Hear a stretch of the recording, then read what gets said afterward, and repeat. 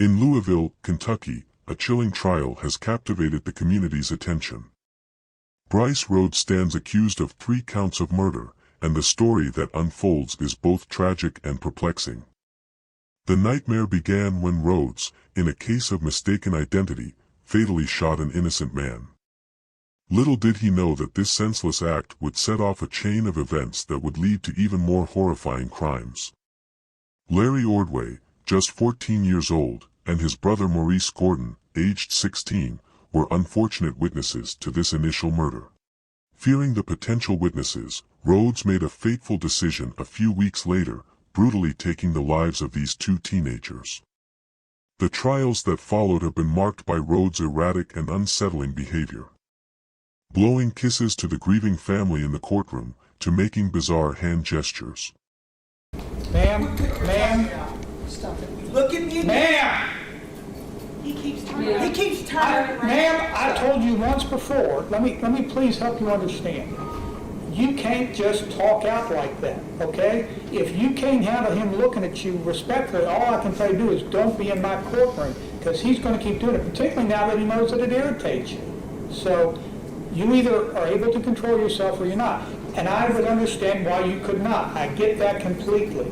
But I can't have you talking up in court, okay? I need you to hear this. The next time it happens, there will be a consequence. Do you understand that? Yes, All sir. right? Mr. Rhodes, you're smiling. I don't know why you're smiling. Because I can. Well, Because I can. It's not a crime to smile. Rhodes' actions in court have been so disruptive that he was once required to wear a spit mask after he spat on his own attorney. Nice cheap shot. You a coward. Nice cheap You a shot. coward with season. In another startling episode, Rhodes made outlandish accusations towards the presiding judge, further intensifying the courtroom drama. Are you some type of racist? Are you got some type of sexual relationship going on? Which one is it? or are you just wrong in everything that you've made a motion for? Are you a secret Ku Klux Klan member?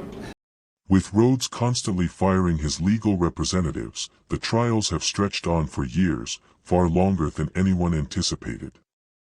It's clear that Rhodes won't be returning to the streets anytime soon. Now, the chilling case of Danta Wright, who at 17 committed a heinous act at shocked Ann Arbor, Michigan. Wright was involved in the shooting of an 18-year-old Pioneer High School student.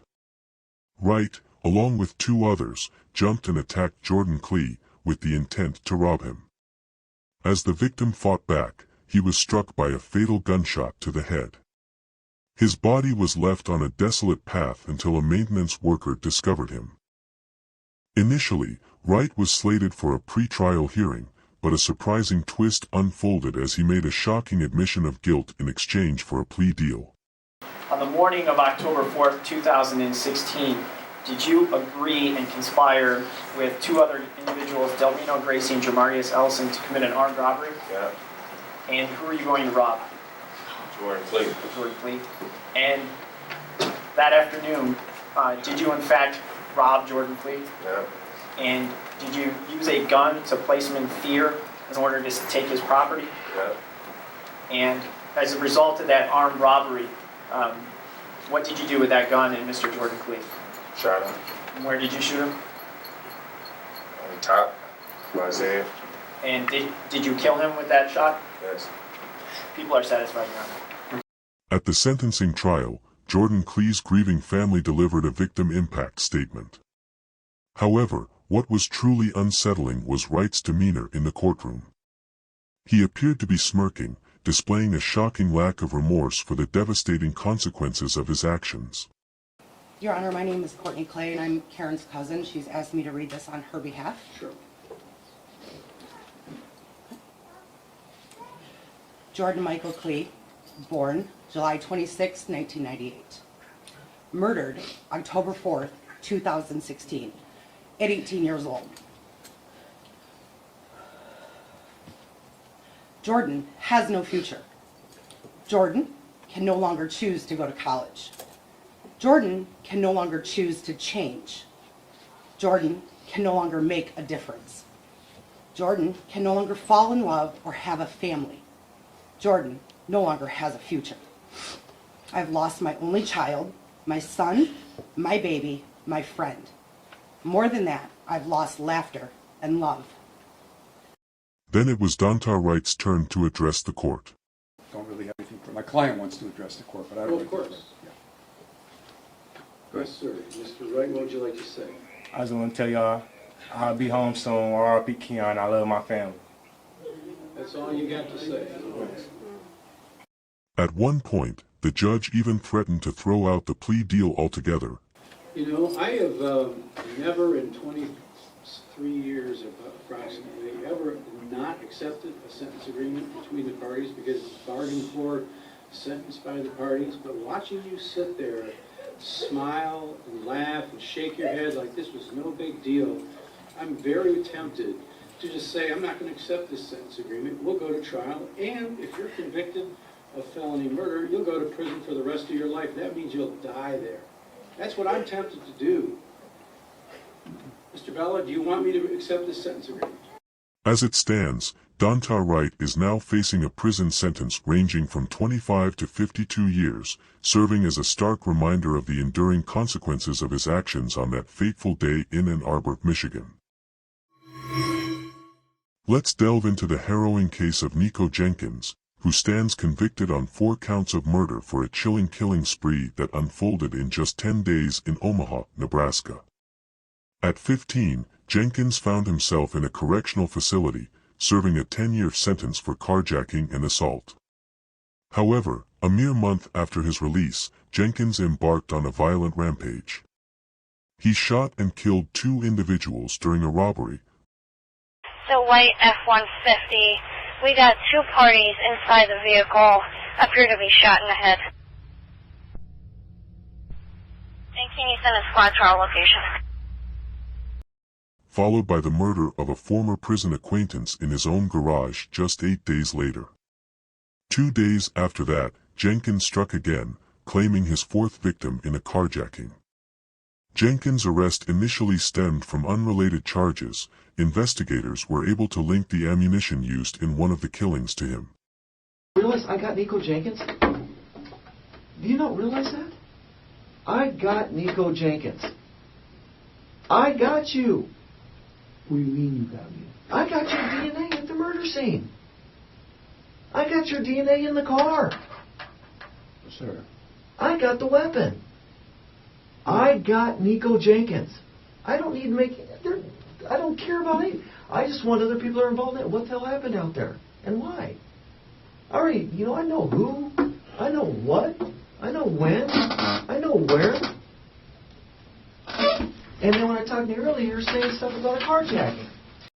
Facing the overwhelming evidence, Jenkins pleaded no contest to 4 counts of first-degree murder. He also opted to waive his right to a jury trial, leaving the fate of his innocence or guilt in the hands of a 3-judge panel. It was clear that these murders were calculated and premeditated.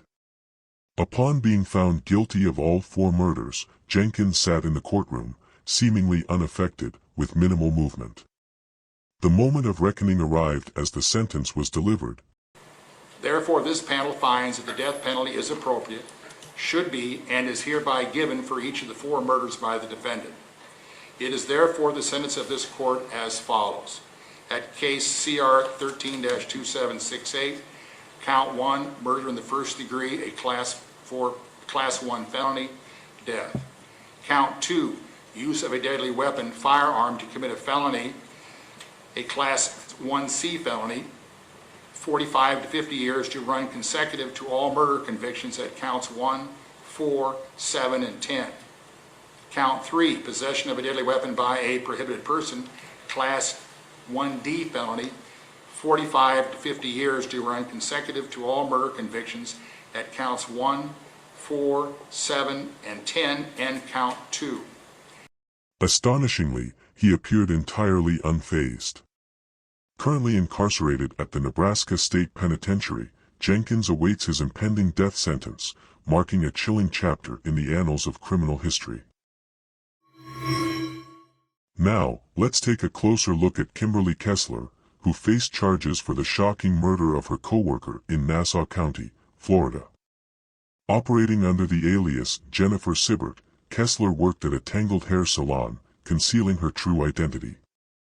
Astonishingly, she had been evading authorities for 25 years, wanted in multiple states.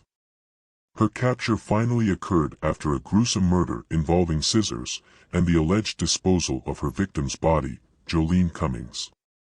Kessler found herself behind bars, awaiting trial for her crime. Supervising her in jail was no small task, as her behavior proved to be challenging. She is completely undressed and has feces smeared on the window. Throughout the trial, Kessler's outbursts were so disruptive that she had to be relocated to a separate room. She consistently made false claims about her former public defender, adding a layer of complexity to the proceedings. Jordan Beard is Jolene Cummings' cousin. Jordan Beard is Jolene's cousin, and I refuse this assigned counsel. In the end, justice was served. Kimberly Kessler was found guilty of first-degree murder, and her sentence was life in prison without the possibility of parole. The Circuit Court of the 4th Judicial Circuit in Nassau County, Florida, case number 2018 CF 815, State of Florida versus Kimberly Kessler, aka Jennifer Marie Stivert. Verdict count 1, first-degree murder. We, the jury, found the defendant guilty of first-degree murder as charged in the indictment. This marks the likely conclusion of her public appearances, as she fades into the confines of incarceration, leaving behind a chilling tale of deception and brutality.